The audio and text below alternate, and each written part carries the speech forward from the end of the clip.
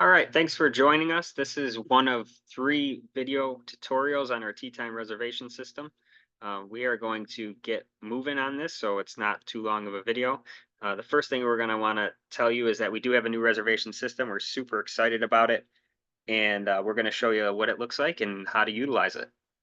So the first thing you're going to want to do is go to deerwoodgc.com, and then you're going to click Book a Tee Time on our main page there. You'll see that there's an icon, and that is going to take you to our Tee Time Reservations frequently asked questions page. So make sure you browse that information. There's going to be tutorials on there and frequently asked questions. You could just reference those instead of calling us and save yourself some time. And if you're all caught up on that, you can then go ahead and click your book tee time. You're going to see right off the bat that it's a nice clean system, much different and much more updated than our old system, and it's a little more user friendly. The first thing you're going to see is it's going to say active member or general public. So you're going to have to choose one or the other. How do you know who you are or what you are? Well, an active member is anyone who has come into our recreation office and purchased a membership. Memberships can be anything from a resident ID. We do a 1 and 2 year resident ID to anything up into a season pass.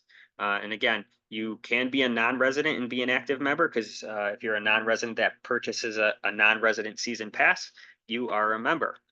If you don't have a membership, then you're going to be a general public.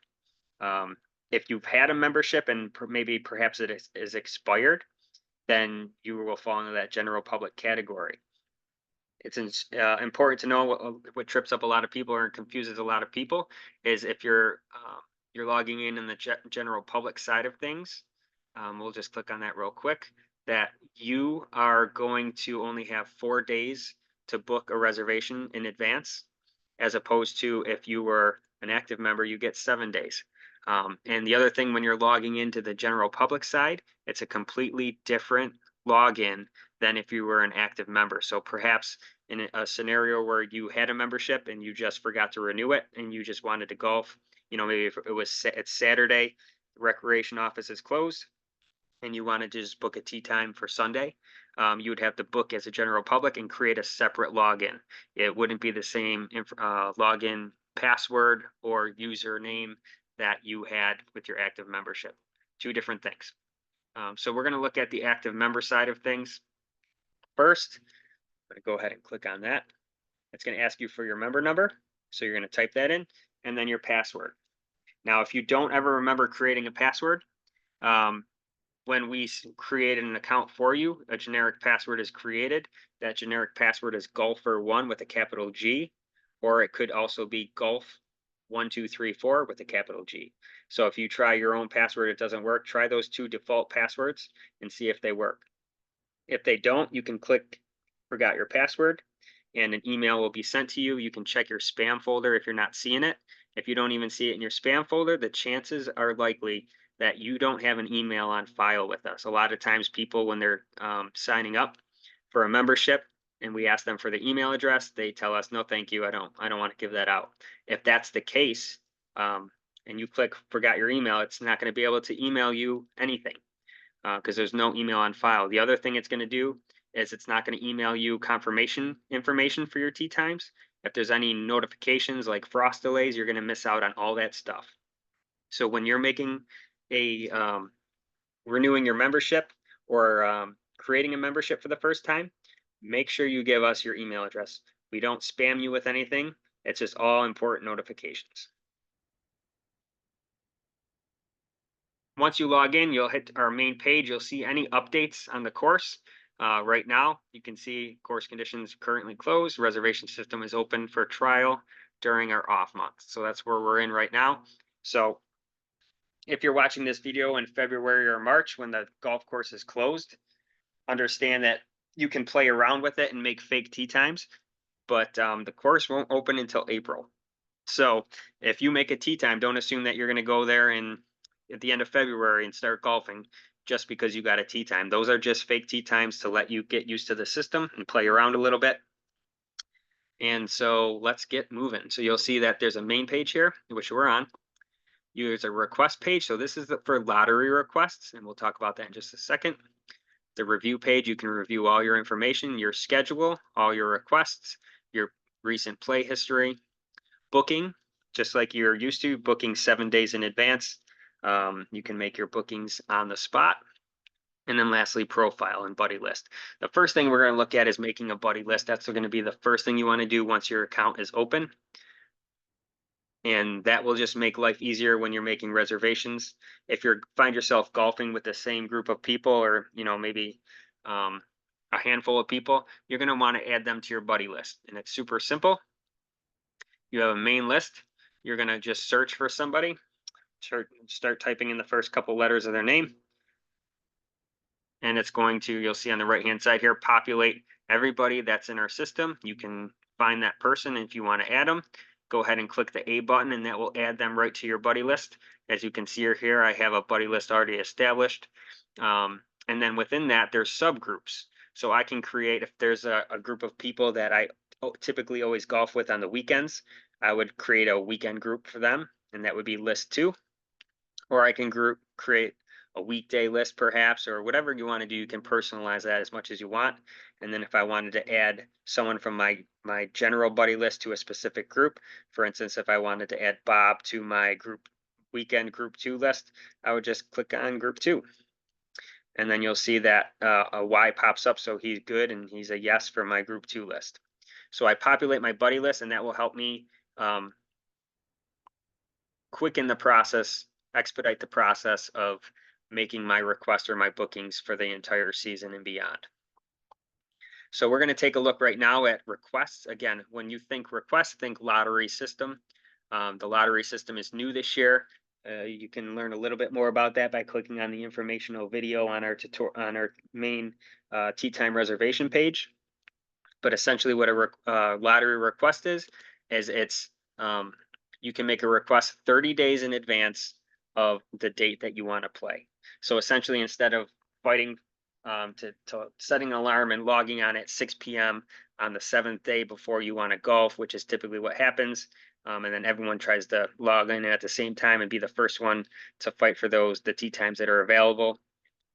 This allows you to do it at your own convenience and set it and forget it, as I say. And then what will happen is everybody that's pooled together that has a request for the same day, a week in advance at midnight, it will release the lottery essentially and assign people tee times based on a certain priority, which you can find out more about how that's determined in that tutorial video on our main page. So just to show you what it would look like to make a lottery request, I would select the date. Now, as you can see here, it's giving me 30 days in advance options to select a date. I'm going to just select March 1st here. For the course selection, I'm going to leave that as a default because it really doesn't matter what course you select. It will automatically assign you the course based on what the course rotation is for that specific day or week, whether it's 9 or 18 holes. The next thing it's going to ask you for is what time do you want to golf? So the first category says requested. So in a perfect world, if I had my way, what time would I want to tee off? So I'm going to say 8 o'clock's good for me. I'm looking for an 8 a.m. tee time on Friday, March 24th. Then it's going to ask what's the earliest. So think of that as what's the earliest I would want a tee time. So if an 8 a.m. tee time is not available, what's the earliest I'd be looking for? I'm going to say, we'll say 7 o'clock. And then what's the latest tee time that you would accept? So I'm going to say I would do anything but nothing later than 11. So you can make that window as small or as big as you want. I will say that if you have a short window, perhaps let's say 8 o'clock, the earliest I would accept is 7:45 and the latest I would accept is 8:15. The system's only looking in between those earliest and latest times. And if it doesn't find a tee time for you when it's your turn in the lottery to be assigned a tee time, you're not going to get one. So the bigger the window, the more likely you'll have a tee time. Lastly, I'm going to choose for preference. I'm going to keep that default as time because the system will try and find a tee time as closest to that time as it is available. Then lastly, I'm going to choose hole selection, 9 or 18. I'm going to play 9 holes. And then it's going to ask you how many tee times are you looking for. Now, mostly you're probably going to just select one if you're just grouping with one group, golfing with one group. However, there are people who like to golf in bigger groups. And let's say if you got 8 people and you want to golf with 2 groups, I would need 2 tee times. The last option is going to say break the link. And so what this is saying is it okay to break up your group if it can't find consecutive tee times? If I say no to break the link, the system, when it's goes through the lottery, will find a tee time as close to 8 o'clock as it can. And if it doesn't find one within my time frame of 7 to 11 a.m., 2 consecutive tee times, neither of my groups are going to get a tee time. If I choose to say yes to breaking the link, the system will look through 2 consecutive tee times as close to 8 as possible, no earlier than 7, no later than 11. If it doesn't find consecutive tee times, it will then start looking for 2 separate tee times as close as possible to that time and as close as possible together. So in this case, maybe one group gets a tee time at 8:45 and my other group gets one at maybe 9:15. So that would be the options there. I'm going to go back and select one group. The other thing you also want to know is if you're selecting the number of tee times and you're doing 2 or more tee times together, your groups have to be full groups. So I can't have 2 groups of 3. I would have to have a group of 4 and a group of 2. So you have to have a full group of 4 in order to have consecutive tee times. So then I'm going to go to player information, and it's going to ask me to notify the system of who's golfing. So you're going to put in your member number and you're going to click search, and it will automatically come up with your name. And then you can add people from your buddy list if you want. I will show you one thing. If I select somebody, let's say I'm going to select Paul here. And Paul looks like he hasn't updated his membership, so he's not in the system there. So what I will need to do is erase Paul from that. And I'm going to have to make him a guest because he didn't update his membership yet. So I'd say Paul, my buddy Paul is now in the system as a guest. And then again, I could add his, whoever I'm golfing with. In this case, I'll golf with one more person. Let's just call John Smith is the next person I'm golfing with. I would type in his name. Now here's where the buddy list is super important, because again, if you're golfing with the same people, you just click the buddy list and you just click on the person that you're golfing with, and that will just bloop, add them right to that list. And then you're going to hit submit. Simple as that. That's once it processes your request, you're going to see that you're getting confirmation. So here it is, your tee time request has been recorded. Extremely important that you understand that this is a request. It doesn't mean you have a tee time for 8 a.m. on March 1st. This is a request in the lottery system. So a week ahead of March 1st at midnight, it will take all of the requests for that March 1st date, pull them together, and start assigning tee times based on the priority. And then I will get an email notification a week ahead of time of what tee time I got for that specific date. And I would be able to see that right in my booking. So I would go to booking, or I'm sorry, review my schedule. And I would see that.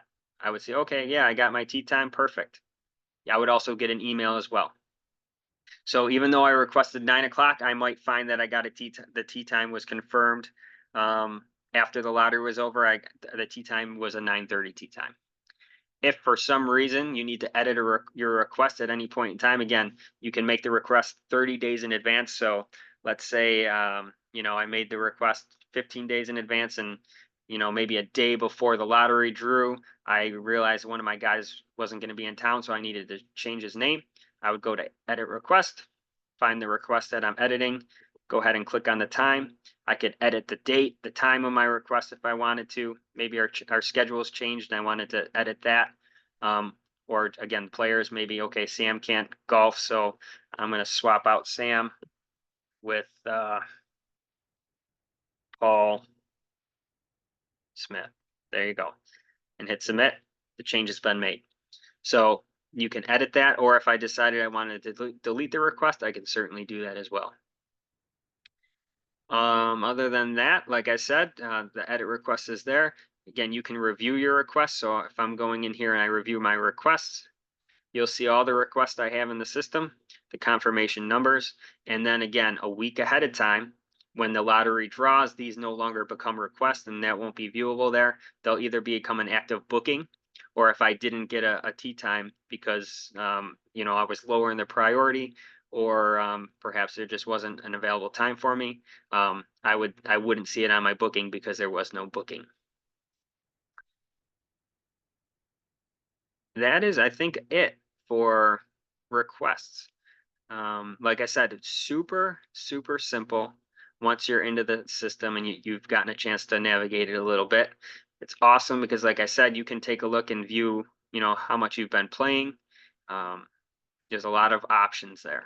But again, if you have any questions specifically about how the lottery system works, what it is, or why we're doing it, click on that video tutorial page that talks about what the lottery system is. That takes you through the whole thing and shows you the benefits of why we're doing it, and navigate, and it will help you navigate, how it's ranking priorities and all that stuff. So that is it for this first video. If you're looking for further videos on just doing a general booking, or if you're perhaps on a general public and you want to look at that system, you can click on any of our other videos on our tutorial page. Um, Hopefully this helps you out. And like I said, if you have any other questions, certainly feel free to reach out to us. We'd be happy to answer those for you. But as you can see, it's a very simple process, and I think moving forward, you'll enjoy it and you'll see the benefits of it. So thanks for watching, and we look forward to seeing you golfing at Deerwood Golf Course.